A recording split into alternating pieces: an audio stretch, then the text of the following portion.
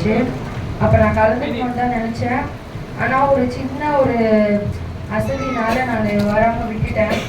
நேற்று தினத்தில் என்னாச்சுன்னா, கெவின் வந்து தண்ணியில் விளையாடிட்டு இருந்தான்.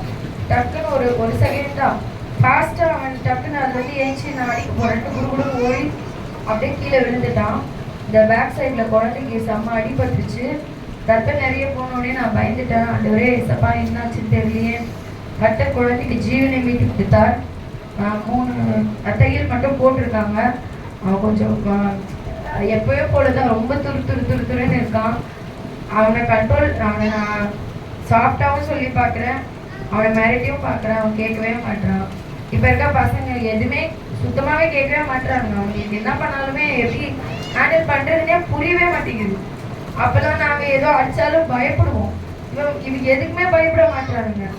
சாம் பட்டு அழுக ஆரம்பிச்சானா அவன் 1 hour ஆனாலும் ஏஞ்சிக்க மாட்டான்.